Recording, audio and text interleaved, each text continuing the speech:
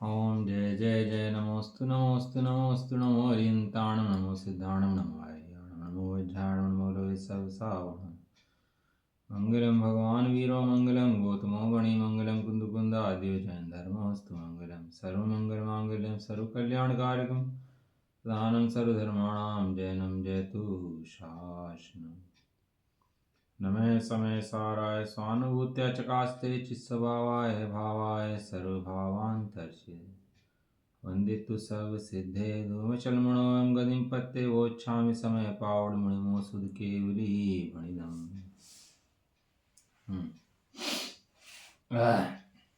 शिव समय सारजी ग्रंथ किसका महाभाग्य होता है ना तब खुलता है समय सारजी ग्रंथ, तब कहानी पड़ती है बात उसके कि समय सार कौन है और कैसा है। अब भागोगे कान में पड़ती नहीं बात वास्तव में कि महाभाग्यशाली जीव तो सुने समय सार क्या है और कौन है समय सार, कहाँ रहता है समय सार, क्या कह रहे हैं आप। कोई जिज्ञासु होगा, कौन होगा, जो महाभाग्यशाली होगा वो समझेगा कि ये क्या बात है, क्या कहना चाह रहे हैं। जो गाथाएँ चल रही हैं निर्जय अधिकार और निर्जय अधिकार के अंदर गाथाएँ चल रही हैं 224 से लेकर 227 तक की है ना, उस दिन जाएगी पढ़ लेते हैं अपन ज़्यादा। अब इसी अर्थ को दृष्टांत से दृढ़ करते हैं। किस अर्थ को? कि ज्ञानी के भोग होते हैं, निर्जरा होती है, और अज्ञानी के भोग ना भी हों तो भी बंद होता है उसको। अज्ञानी सामने भोग रखे हों, भोग भी रहा हो तो भी निर्जरा कर रहा है कि अरुचि पूर्वक भोग को भोगता है। और अज्ञानी जो होता है वो बंद करता है, भले सामने भोग ना हो। क्यों बंद करता है? क्योंकि उसकी रुचि विषय भोग के अंदर है, वो विषय भोगी चाहता है। धर्म करता है तो फल में उसके कुछ चाहता है, स्वर्ग हो जाएगा, ये हो जाएगा, तो बंद चलता रहता लगातार। बंद कहीं शरीर क्रिया का नाम और परिणाम का नाम नहीं है, बंद अभिप्राय का नाम है। बंद किसका नाम है? अभिप्राय का। आ रही है आवाज बराबर? हाँ तो बोलते रहो। अभिप्राय का नाम है, अभिप्राय से बंद होता है। अब जी भले पूजा कर रहा हूँ मंदिर में खड़ा होकर के, लेकिन ऐसे क्रिया उसकी मंदिर के धर्म पूजा वाली हैं, परिणाम धर्म पूजा वाले हैं। और अभिप्राय में यह है कि भैया इसकी प्राप्ति मुझे क्या होगी, तो ऐसी प्राप्ति के फल के अभिप्राय स्वरूप उसको सदाकाल मिथ्यात्व का मोह का बंध चलता रहता है। शरीर क्रिया और परिणामों से थोड़ा पुण्य बांधता है, लेकिन अभिप्राय की विपरीतता से महान पाप का बंध करता है। देखो मजे की बात, एक ज्ञानी है, ज्ञानी है, दोनों ही पूजा कर रहे हैं बड़ी खड़े हुए, और दोनों ही भाव विभोर हैं, दोनों ही नृत्य कर रहे हैं, दोनों ही एक काम कर रहे हैं, दोनों के परिणाम भी एक से हैं, दोनों की क्रिया भी एक सी है, तो भी एक मिथ्यात्व का महान बंद कर रहा है और एक मिथ्यात्व की महान निर्जरा कर रहा है, और मोक्ष का काम जाने का काम कर रहा है। क्यों फर्क आया है यहाँ पर? ये फर्क आया है ज्ञानी का और अज्ञानी का। एक क्या है? एक ज्ञानी है, एक क्या है? अज्ञानी है। तो ज्ञानी अज्ञानी कहाँ से आए? ज्ञानी अज्ञानी आए अभिप्राय से। कहाँ से आए? अभिप्राय से। अभिप्राय से। विपरीत अभिनिवेश लिखा है शब्द या विपरीत अभिनिवेश। विपरीत अभिप्राय सहित जो कार्य करे, सही होने पर भी कार्य उल्टे हैं। कोई शराबी मतवाला अपनी माता को माता कहे, बहन को बहन कहे, तो भी कौन है वो? शराबी है। और कोई सही व्यक्ति बिना शराब पिया हुआ कदाचित पीछे से देख करके माता को पुत्री कह दे, भ्रम के वशीभूत, तो भी नशे में नहीं है ना वो, तो उसको कहना बुरा नहीं मानते। लेकिन शराबी कुछ बात कहे तो शराबी है। तो झूठ बोलने वाले लोग होते हैं ना, कोई बात कहेगा भाई झूठ बोलता हो तो क्यों? तेरी आदत झूठ बोलने की है। इस तरह इस जैन धर्म में हमारे क्रिया परिणाम बाद सुधारा, पहले अभिप्राय सुधारा, क्योंकि मूल बंध अभिप्राय का है। 99.99% बंध जो है, इतना बहुत कम बता रहा हूँ, और लगा देना 9 इसके अंदर, वो सारा बंध किससे चलता है? जीव के अभिप्राय से। इसलिए नए पढ़ाए, नए के अंदर शुद्ध ने पढ़ाया कि जीव का लक्ष्य शुद्ध नए के अलावा अगर कहीं और है तो अभिप्राय में खोट है, उसको सदाकाल बंद चलता ही रहेगा। नए पढ़ाए ना अपन लोगों को, नए निश्चय ने, व्यवहार ने, चार भेद उसके पढ़ाई ही नहीं पढ़ाए, और पढ़ा पढ़ा करके कहाँ ले गए? शुद्ध न तक ले गए। शुद्ध न तक ले जाकर क्या दिखाया? समय सारजी गाथाएं है ना, इसमें ध्रुव पढ़ाया, मात्र ध्रुव, मात्र ध्रुव, मात्र ध्रुव। मात्र ध्रुव के अलावा कहीं और भी तू धर्म मानेगा, कुछ करेगा, ध्रुव को नहीं जानेगा, तो अभिप्राय में खोट है, राग द्वेष रुक ही नहीं सकते, चलते ही रहेंगे। ऐसा है। ये अभिप्राय जो है ना, इसको शुद्ध करते हैं। देखो क्या कह रहे हैं, गाते हैं, सारा जिनागम समर्पित है अभिप्राय को सही करने के लिए। जिसका अभिप्राय सही हो गया तो सब सही हो गया, जिसका अभिप्राय सही नहीं हुआ उसका कुछ भी सही नहीं हुआ। बहुत मर्म है इस बात के अंदर, बहुत विचार करना। अभिप्राय, मेरा अभिप्राय क्या चलता है, मेरा बात तो पढ़ ली, सुन ली अभिप्राय, लेकिन मेरा अभिप्राय में क्या पड़ा हुआ है, अपने आप से पूछना, कहीं अभिप्राय में कोई खोट तो नहीं है? शुद्ध आत्मा के अलावा अन्य कोई अभिप्राय तो नहीं है? अब ये तो होमवर्क करना पड़ेगा ना भाई अपने आप को बैठ करके। ये कोई बताएगा तो ही नहीं ये बातें आकर के कि भाई तुझे तेरा अभिप्राय क्या चल रहा है। अपने अभिप्राय की पहचान तो अपन ही कर सकते हैं, या तो सर्वज्ञ प्रमाता कर सकते हैं, या अपन कर सकते हैं, या ज्ञानी गुरु के पास रहें तो नहीं कर पाएँ, वरना अपने अभिप्राय की पहचान होनी बड़ी मुश्किल है भैया। कोई कमर कस के बैठ जाए कि नहीं मैं तो इसको पहचान करके बैठूंगा कि अभिप्राय चल का रहा है, क्यों? क्योंकि सारा मिथ्यात्व का कहाँ चल रहा है? अभिप्राय के अंदर चल रहा है, और ज्ञानी को मिथ्यात्व का अभाव करना है, तो मिथ्यात्व के अभाव के लिए अपने अभिप्राय को पहचानता है कि मेरा अभिप्राय कहाँ चल रहा है, और अभिप्राय के जो दोष हैं उनको निकालता रहता है। अभिप्राय में दोष ना आ जाए किस तरह का।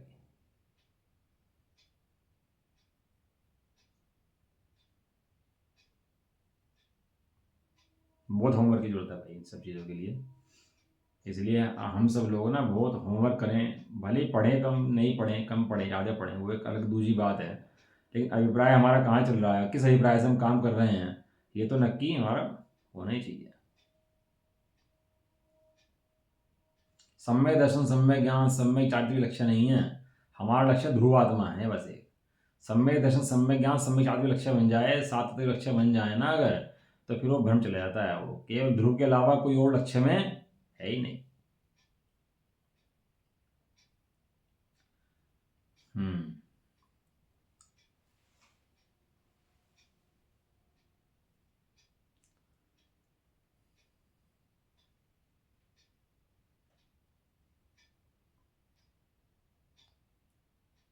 समझ में आ रहा?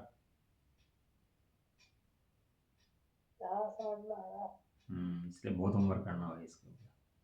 पढ़ा है, बैठे हैं यहाँ अगर, तो इसका लाभ यही है कि हम इसके ऊपर अपना काम करके अपने अभिप्राय को निर्मल करें। सारा धर्म यही है, बस ये समझ लो आप, यही अटका आता है जीव का आखिर में। और टोटो में तो बहुत लिखा कि बस अभिप्राय निर्मल नहीं रहता, मात्र अभिप्राय खोट के कारण ही ये बंद करता है सारा। ये कर क्या रहा है इससे मतलब नहीं है, इसका अभिप्राय क्या है इससे मतलब है।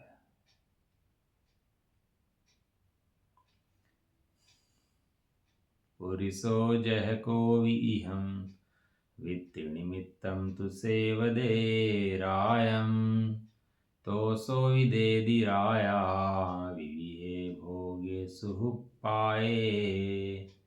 एमेव जीव पुरिसो कमरयम सेवदे सुनिमित्तम, तो सो विदेदिकमो विविहे भोगे सहुपाए।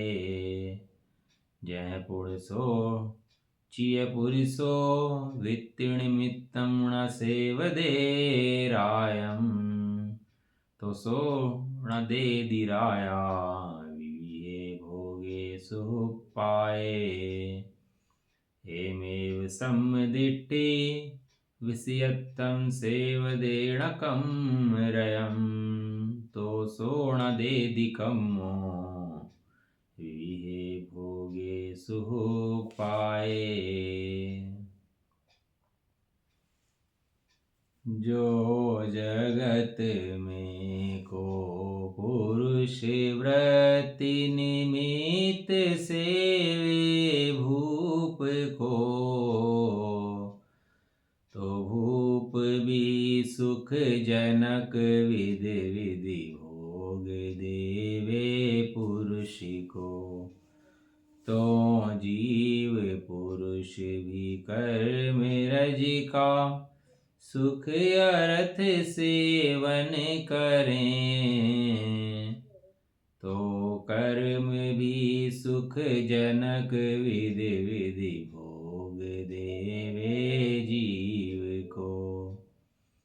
अरु वो ही नर जब वृत्ति हेतु भूप को सेवे नहीं।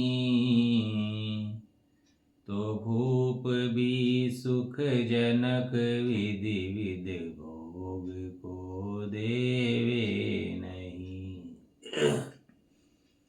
सददृष्टि को त्यों विषय हेतु कर्म रज सेवन नहीं।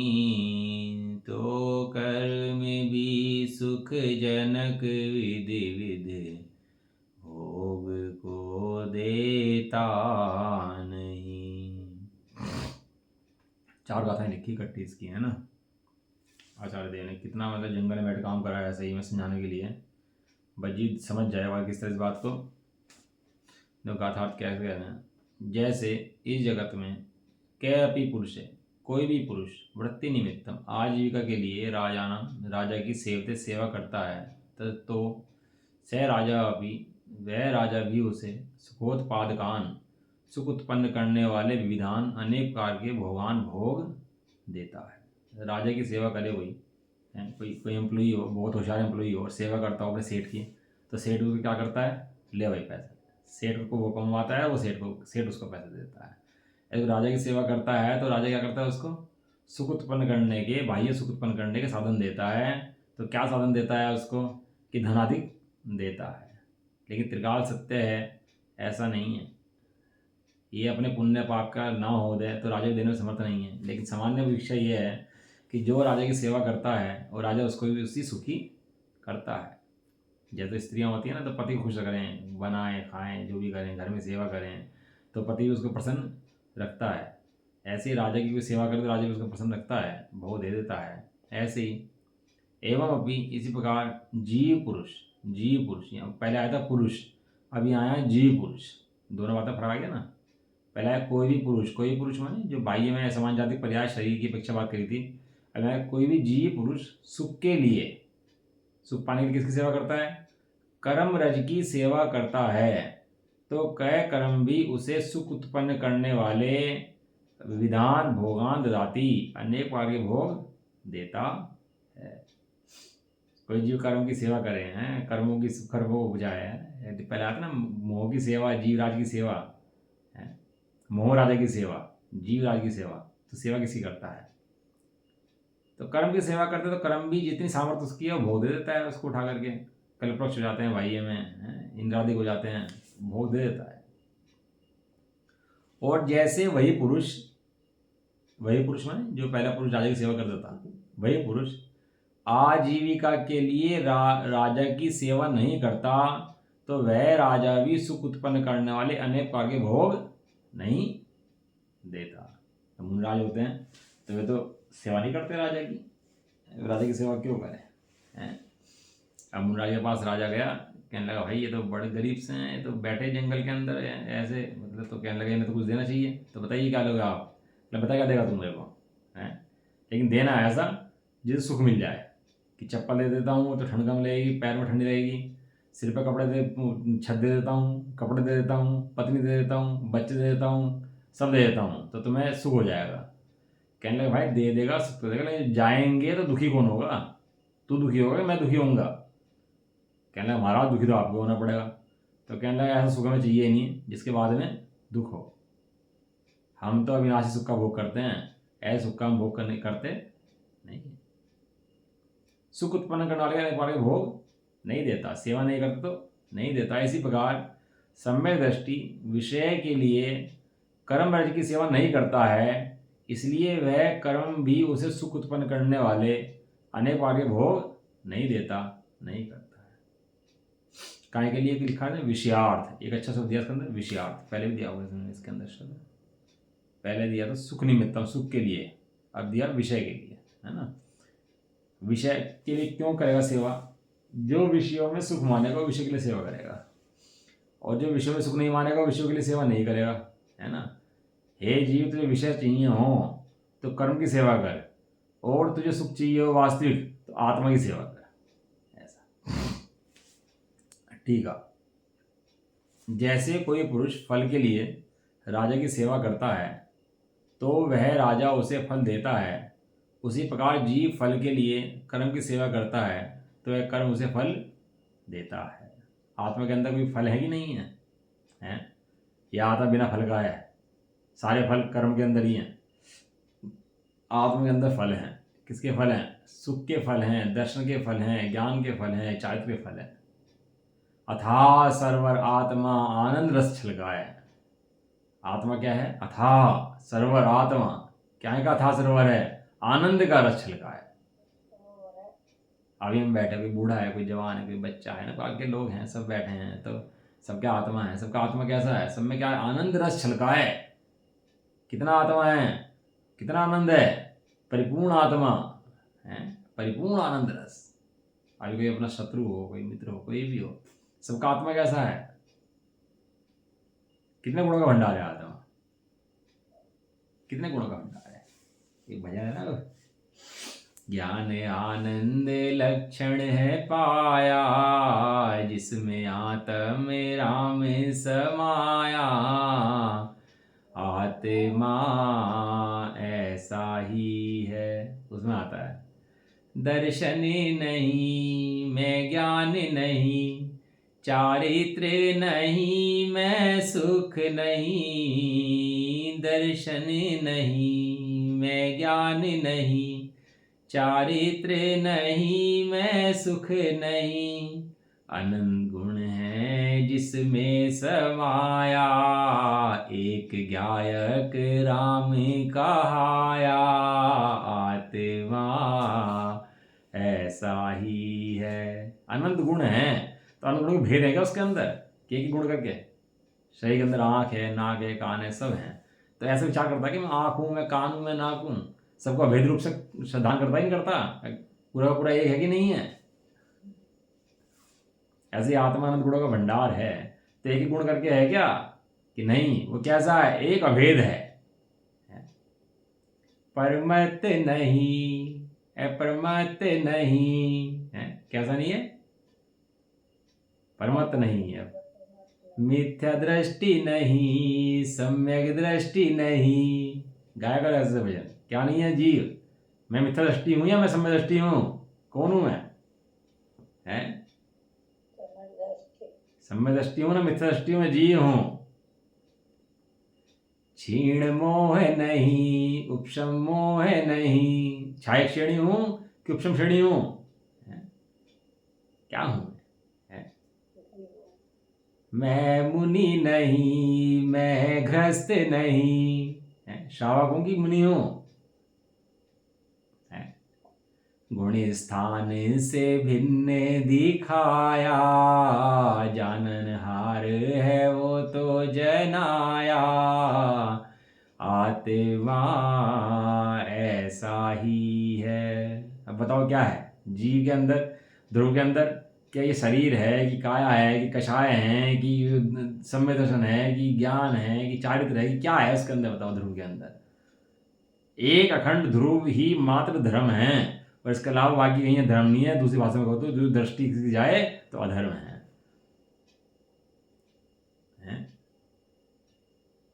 अरहंत नहीं, सिद्ध नहीं, साधु नहीं, पंच परमेष्टि पद जिसमें पाया।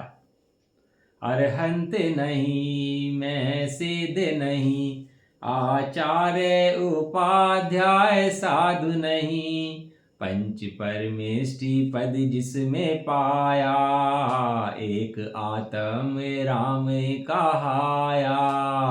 आत्मा ऐसा ही है। कुछ लगता है सुन के अपनी महिमा आती नहीं आती कि मैं कैसा हूं? गुण स्थान भी दिखा दे पुद्गल के हैं। गुण स्थान को पुद्गल बताया, ध्रुव एक ही ज्ञान बताया। आत्मा ऐसा ही है। सोचो कहाँ ले जाकर के बैठा के दिखाते हैं, कहाँ कहाँ से देखते थे हम, और हम हैं क्या, दिखता क्या था, है क्या है। को जो जीव राज की सेवा करता है उसे मोक्ष के फल प्राप्त होते हैं, तो जो कर्म की सेवा करता है उसे कर्म के फल प्राप्त होते हैं। डिपेंड ये करता है सेवा किसी करता है। ये कर्म तो नहीं कहता तू मेरी सेवा कर। मैं घर के अंदर मोबाइल रखा है, शास्त्र रखा है, दोनों चीज़ रखी हैं, तो आपकी मर्जी है क्या मोबाइल देखो कि शास्त्र पढ़ो, ये तो आपके ऊपर बात है ना। है और वो व्यक्ति कोई शास्त्र तो पढ़े नहीं और मोबाइल में गेम खेलता है तो क्या करेगा, पुण्य मानेगा कि पाप बांधेगा, संसार भूमि बनेगा, क्या करेगा। और जो जीव भोगों से हटा करके प्रवृत्ति को अपनी और शास्त्रों में रमाएगा, शास्त्रों को पढ़ेगा, तो उसको मार्ग प्राप्त हो जाएगा। उसमें बड़ी बात है, शास्त्रों के अंदर थोड़ा मार्ग है, मार्ग तो आत्मा के अंदर है। शास्त्रों को पढ़ के ध्रुव की ओर झुकेगा उसको मार्ग प्राप्त हो। कह रहे हैं कि जीव फल के लिए कर्म की सेवा करता है तो कर्म उसे फल देता है, और जैसे वही पुरुष, कहाँ गया अपन, यही थे ना टीका पर। हाँ, जैसे कोई पुरुष फल के लिए राजा की सेवा करता है तो वह राजा उसे फल देता है, इसी प्रकार जीव फल के लिए कर्म की सेवा करता है तो वह कर्म उसे फल देता है, और जैसे वही पुरुष फल के लिए राजा की सेवा नहीं करता तो वह राजा उसे फल नहीं देता। इसी प्रकार समदृष्टि फल के लिए कर्म की सेवा नहीं करता, इसलिए कर्म उसे फल नहीं देता। यह तात्पर्य है। अब मुनराज जो है कर्मों की सेवा नहीं करते, ज्ञानी जो है कर्मों की सेवा नहीं करते, सम्य दृष्टि है मोह कर्म की सेवा नहीं करते। अब सारा समय तो तेरा कर्म की सेवा में निकल गया, हे भाई तेरा सारा समय कर्म की सेवा में निकल गया, तो तू अपनी सेवा कब करेगा, कब संसार से निकलने का उपाय प्राप्त करेगा। भावार्थ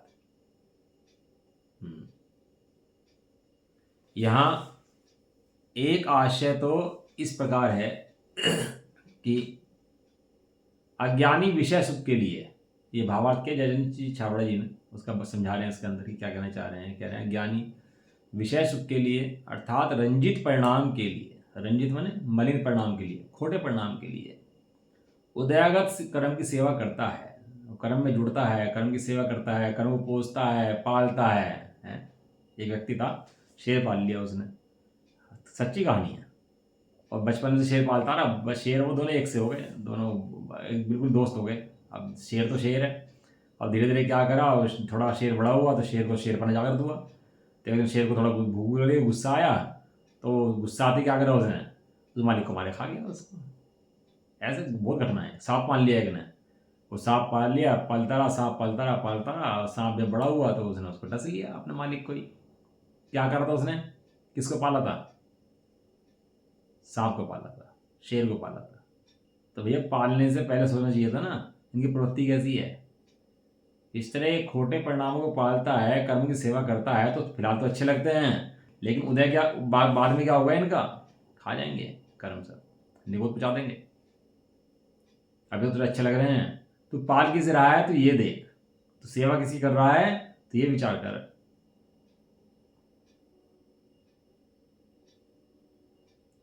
रंजित परिणाम के लिए उदय में आए हुए कर्म की सेवा करता है, इसलिए वह कर्म उसे वर्तमान में रंजित परिणाम देता है। शुद्ध परिणाम देता, रंजित परिणाम देता है। जिसके पास जो होगा वो वही देगा। भिखारी से भीख मांगो तो क्या देगा, कहना भैया मैं तो खुद ही भिखारी हूँ, तुझे क्या दूँ मैं। ऐसे कर्मों से मांगने जाता है, तो कर्मों के अंदर अपना कुछ रखा तो है नहीं, अपने दर्शन हो, ज्ञान हो, चारित्र हो, कर्मों के अंदर है क्या।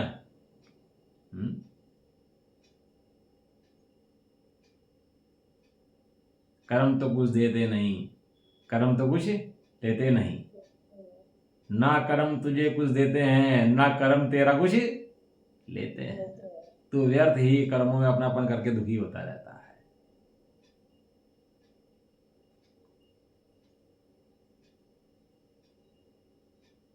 ये सिद्धांत भैया बड़े मर्म के हैं। वास्तव में अपनी सत्ता अपने में, अपन की पर्याय अपना कुछ नहीं बिगाड़ती, तो कर्म बाहर के क्या बिगाड़ेंगे हमारा।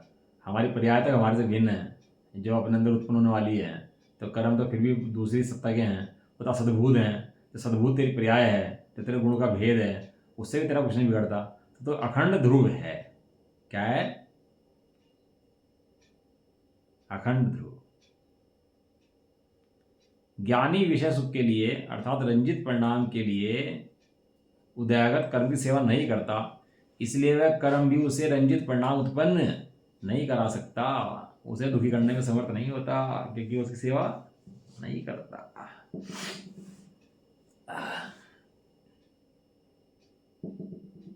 राजा सिंगोदर थे और वो थे राजा, क्या नाम था उसका दूसरा,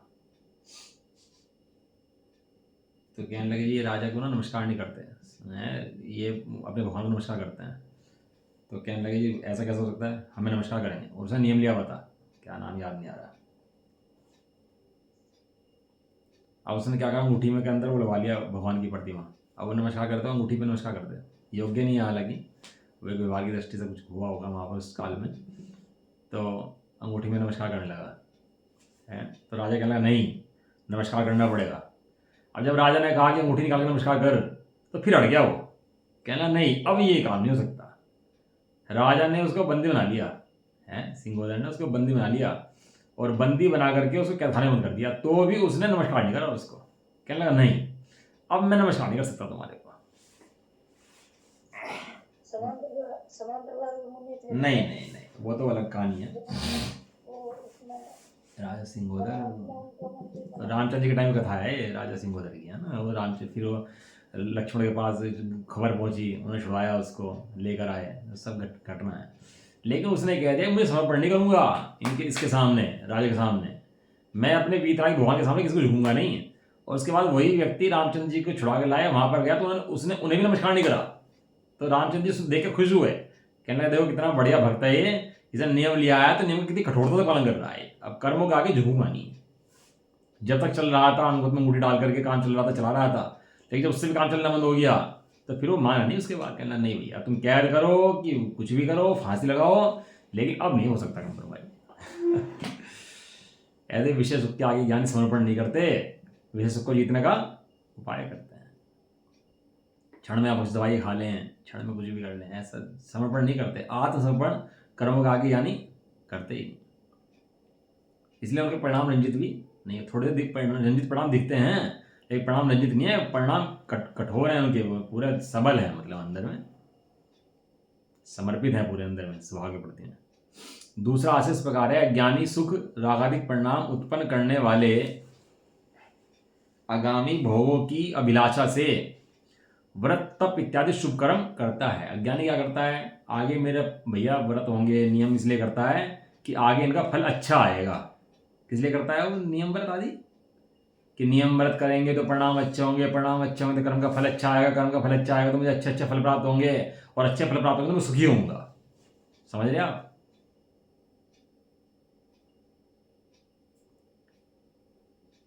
ज्ञानी उन व्रत आदि को अस्थिर जानता है, अस्थिर परिणाम जानकर उन्हें अभाव करने का उपाय करता है, और अज्ञानी उन व्रत तपादि को रख करके उनके फल को चाहता है, उनके फल में इंद्रादि पर चाह करके उनसे सुखी होने की कल्पना करता है। फर्क समझ में आया दोनों का, क्या फर्क आ गया दोनों के अंदर। एक उसे पोषना चाहता है, उसका भाव करना चाहता है, दोनों बातों में बड़ा फर्क है। रागादि परिणाम उत्पन्न करने वाले भोग शुभ कर्म करता है, इसलिए वह कर्म उसे रागादि उत्पन्न करने वाले आगामी भोग को दे देते हैं। जिसके फल के लिए चाहता है वैसा फल प्राप्त हो जाता है। जीव जिस कामना से जो काम करता है उसे फल प्राप्त हो ही जाता है। ज्ञानी के संबंध में इससे विपरीत समझना चाहिए। विपरीत मतलब रागादि परिणाम के उत्पन्न करने वाले व्रत तप के शुभ कर्म करता है तो फल की इच्छा से नहीं करता, वो उसके अभाव के लिए करता है। सिद्ध बन जाएंगे तो व्रत तप वहां पर होंगे क्या। बच्चा पढ़ाई पढ़ता है, 5वीं क्लास में पढ़ता है, तो 5वीं क्लास में पढ़ता है, 5वीं क्लास का अभाव करने के लिए 5वीं पढ़ता है कि 5वीं क्लास को रखने के लिए 5वीं में पढ़ता है, बताओ भाई। कोई 6वीं में पढ़ता है, कोई किसी क्लास में पढ़ता है, तो जो पढ़ता है वो उसका अभाव करने के लिए पढ़ता है कि उसको रखने के लिए पढ़ता है, बोलो फटाफट। अभाव करने के लिए पढ़ता है, और उसको उपाधि समझ ले उसको, तो 5वीं तक आया हूँ पढ़ के भाई साहब, मजा समझ रहे हो। इतने बच्चे तो 3री 4थी में फेल हो गए, आज मैं 5वीं क्लास में बैठा तो बहुत बड़ी बात है, तो मतलब कोई छोटी मोटी बात नहीं, तो 5वीं में रहूंगा अब मैं, कोई कुछ कर नहीं पाता, तो बताओ क्या होगा उसका भविष्य का। इसी प्रकार यहाँ भी है, ये व्रत तप नियम आदि करता है तो उनका क्या करता है, अभाव करने के लिए उनको पालता है ना। इस प्रकार अज्ञानी फल की वांछा से कर्म करता है, इसलिए वह फल को प्राप्त होता है, और ज्ञानी फल की वांछा के बिना ही है, फल की वांछा के बिना ही कर्म करता है, इसलिए वह फल को प्राप्त नहीं करता। वो किस फल को प्राप्त नहीं करता? वो संसार के फल को प्राप्त नहीं करता, वह मोक्ष के फल को प्राप्त करता है। एक विष फल होता है, एक अमृत कुंभ होता है। फल तो विष का भी है, लेकिन वो फिर विष का फल क्या करेगा? मारने का काम करेगा। और अमृत का कुंभ क्या करेगा? वो बचाने का काम करेगा। अमृत फल है। देखो जैसे नचारी की पढ़ लेते हैं गाथा, पेज नंबर 557, गाथा नंबर की है 240 से लेकर 243 तक। अब सराग परिणाम से बंद होता है तथा वीतराग परिणाम से मोक्ष होता है। इस प्रकार दृष्टांत एवं सिद्धांत दोनों का समर्थन करते हैं। बता रहे हैं यहाँ पर कि जो सराग परिणाम है वो तो क्या है? वो बंध का कारण है, और वीतराग परिणाम क्या है? वो मोक्ष का कारण है। तात्पर्य वृत्ति का। हाँ, जैसे कोई पुरुष आजीविका के लिए राजा की सेवा करता है, तब वही राजा उस सेवक के लिए देता है। प्रश्न क्या देता है? उत्तर, विविध प्रकार सुख उत्पन्न करने वाले भोग देता है। इस प्रकार अज्ञानी जीव के विषय में अन्वय दृष्टांत गाथा हुई। इस प्रकार अज्ञानी जीव शुद्धात्मा से उत्पन्न सुख से च्युत होता हुआ कर्म रज का विषय सुख के लिए सेवन करता है। बात कर दे, विषय सुखोत्पादकान भोग आकांक्षा रूप शुद्धात्म भावना विनाशकान, लिखा शुद्धात्म भावना की विनाश करके रागादि परिणाम रागादि परिणाम करता है। कोई बच्चा हो अपना नशे के चक्कर में पड़ जाए, नशा करे, बर्बाद करे पैसे को, धन को, तो किसका नाश करता है? अपनी इज्जत का, अपने घर का, अपने कुल का, सबका नाश करके क्या करता है वो?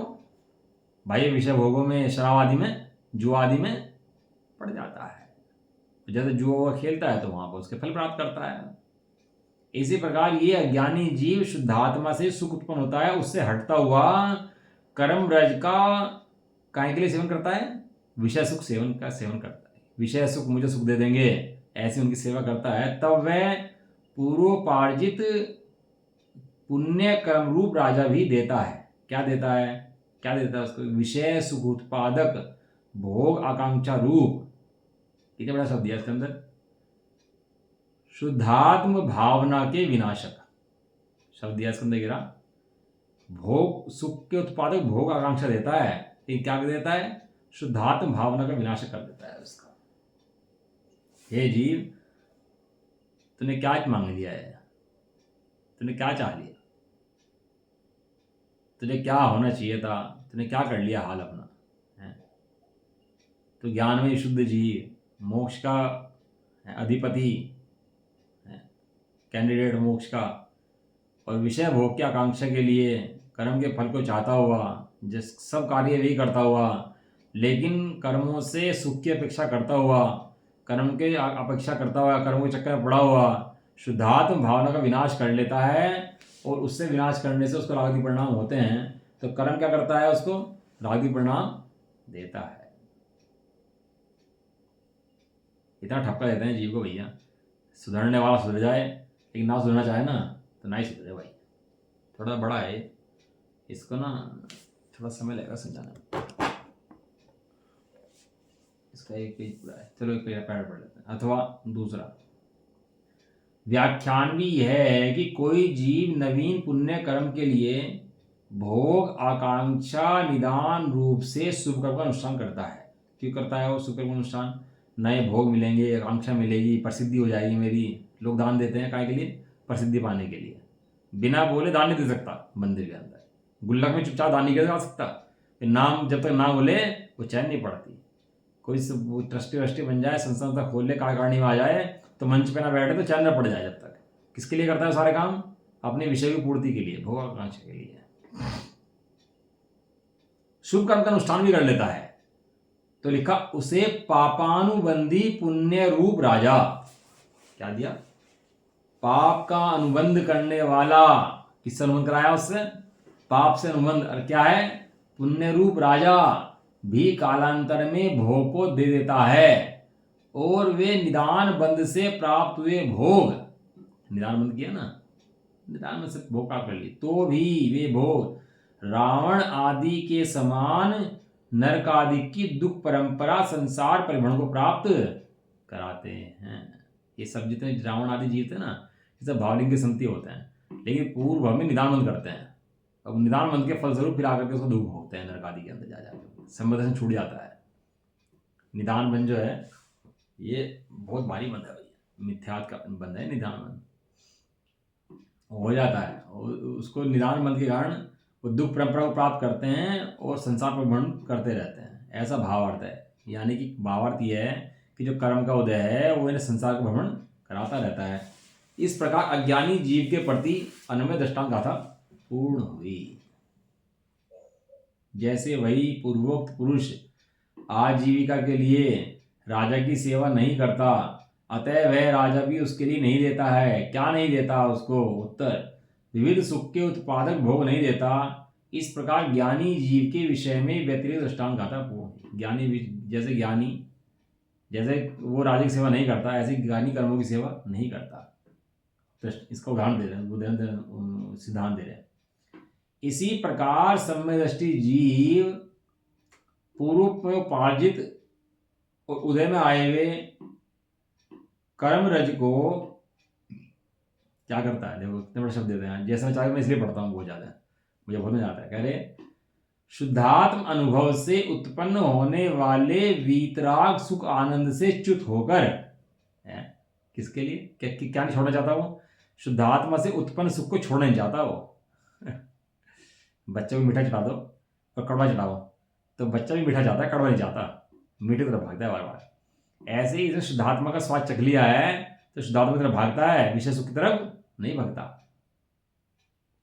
शुद्धात्मा अनुभव से उत्पन्न होने वाले वीतराग सुख आनंद से च्युत होकर विषय सुख के लिए, काहे के लिए? जिसने क्षीर सागर का मीठा जल पी लिया हो, खारे समुद्र का जल क्यों पिएगा? जब व्यापार करके पैसे कमा रहा हो तो भीख क्यों मांगेगा? जैसे व्यापार बढ़े, जैसे देखा आपने व्यापार का व्यापारी बढ़े चल रहा है, वो बड़े व्यापार चल रहा है, अब कटोरा लेकर बैठा हुआ है चौराहे पर भीख मांगने के लिए। ऐसा होता है कभी? अरे जिसका अपना व्यापार शुद्धात्मा व्यापार बढ़े चल रहा हो और विषयों के लिए कर्मों से भीख मांगेगा क्या? कि पर से भीख मांगे जाके? विषय सुख के लिए आगे चलते उपादेय बुद्धि से सेवन नहीं करता है। उपादेय सेवन तो करना पड़ता है उसको, चाहते मोगी वशीभूत, लेकिन उपादेय बुद्धि से नहीं करता। कैसे करता है? हे बुद्धि से करता है, छोड़ने के लिए करता है। इसलिए वह कर्म भी उस समय दृष्टि को नहीं देता है। प्रश्न क्या नहीं देता है? उत्तर, विविध विषय सुखों के उत्पादक भोग आकांक्षा रूप शुद्धात्म भावना के विनाश करने वाले रागालिक परिणाम को नहीं देता है। नहीं देता है, दे नहीं पाता है। दे नहीं सकता। क्यों? क्योंकि जीव से जुड़ा ही नहीं है। जुड़ता तो देता है ना। अथवा द्वितीय व्याख्यान ऐसा है कि कोई भी सम्यदृष्टि जीव निर्विकल्प समाधि के अभाव से अशक्य अनुष्ठान होने से, कोई भी सम्यदृष्टि जीव निर्विकल्प समाधि नहीं हो जाती है और अशक्य अनुष्ठान नहीं हो पा रहा है, तो विषय कषाय से बचने के लिए, जिससे कभी भैया जाए तीर पाप में ना भाग जाए, इसलिए विषय कषाय से बचने के लिए यद्यपि व्रत शील दान पूजा आदि शुभ कार्य रूप अनुष्ठान भी करता है। ऐसा नहीं ज्ञानी जीव नहीं करता हो, वो करता है, तो भी भोग आकांक्षा निदान रूप बंध से उस पुण्य कर्म रूप अनुष्ठान का सेवन नहीं करता। यदि ऐसा करने लगे तो उपादेय बुद्धि हो जाए उसके अंदर, अभिप्राय खोटा हो जाए तो उसको कर्मों का बंध प्राप्त हो जाए उसको। लेकिन अभिप्राय में उसके कहीं ऐसा नहीं है कि इसे करने से धर्म हो जाएगा। लेकिन गिरने से बचने के लिए, जैसे बताते हैं सर्कस के अंदर जाल पड़ा होता है, जाल लगा है सर्कस के अंदर, तो सर्कस में जाल किसी लगा है? गिरते हुए को संभालने के लिए, कि जमीन पे गिर जाएगा तो सिर फूट जाएगा इसका। लेकिन जाल लगाया तो क्या होता है? वो जाल पे गिरता है, जाल पे गिरने वाला वहीं पड़ा रहता है कि ऊपर भागता है बाद में। फिर वो जाल रक्षा के लिए था, लेकिन आराम करने के लिए नहीं था। इस तरह व्रत नियम पूजा आदि ये किसके लिए थे? ये गिरते हुए के लिए थे, आराम करने के लिए नहीं थे। आराम करने के लिए तो मात्र आत्मा राम है, इसके अलावा कहीं आराम नहीं है। भोग आकांक्षा के लिए सेवन नहीं करता तो भी पुण्यानुबंधी पुण्य कर्म, और उसका पुण्य का अनुबंध करने वाला पुण्य कर्म है जो व्रत सेवा व्रत नियम आदि का फल है। और उसका पहले वाले का जो भोग आकांक्षा रूप परिणाम कर रहा था तो पापानुबंधी था पुण्य कर्म, इसका पुण्यानुबंधी पुण्य कर्म भावांतर में आगे क्या करता है? तीर्थंकर, चक्रवर्ती, बलदेव आदि अभ्युदय रूप से उदय में आने पर भी पूर्व कर्म में भाई गई भेद विज्ञान की वासना के बल से शुद्धात्म भावना का नाश करने वाले, विषय सुख को उत्पन्न करने वाले भोग आकांक्षा निदान रूप रागादिक परिणामों को नहीं देता है। क्या देगा वो? तीर्थंकर दे देगा, चक्रवर्ती दे देगा, बलभद्र दे देगा, लेकिन जुड़ेंगे नहीं उसके अंदर, तो कहाँ चले जाएंगे छोड़ के? उसको भी लात मार देंगे। क्या करेंगे उसको भी? अब तो भैया कर्मों को दे आ गया था, बढ़िया इंद्र मिली है, चक्रवर्ती मिली है, हैं? अब तो बैठे रहो। चक्रवर्ती पद को क्या करी उन्होंने? क्षण मात्र में छोड़ दिया। चक्रवर्ती नारायण पदों को, नारायण तो छोड़ दे, चक्रवर्ती आदि छोड़ दिया, बलभद्र ने छोड़ दिया तुरंत। क्यों? क्योंकि उन्होंने सुख दिखाई नहीं दिया, इसलिए छोड़ दिया।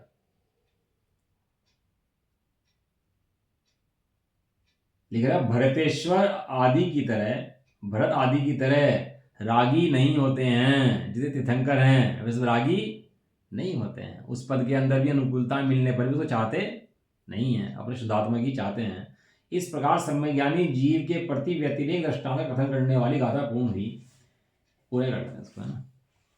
इस प्रकार मति ज्ञान, शुद्ध ज्ञान, अवधि ज्ञान, मनपले ज्ञान, केवल ज्ञान का अभेद रूप जो परमार्थ शब्द से वाच्य है, साक्षात मोक्ष कारण रूप है, शुद्धात्म अनुभव के लक्षण वाला, स्वयं संवेद्य और संवर पूर्वक निर्जरा का उपादान कारण रूप पूर्व कथित प्रमाद पद है, उस पद को निर्विकार स्वयं संवेदन लक्षण रूप भेद विज्ञान गुण के बिना प्राप्त नहीं किया जा सकता। उसी भेद विज्ञान गुण की फिर से विशेष व्याख्या करने वाली 14 गाथाएं पूर्ण हुई। ये लास्ट का पहले जो है ना, इसका वर्णन कल पढ़ेंगे, अभी का समय अपन का हो गया है ना, कल चर्चा करेंगे इसकी, थोड़ा सा रहेगा इसका। चलो, निज निधि निज में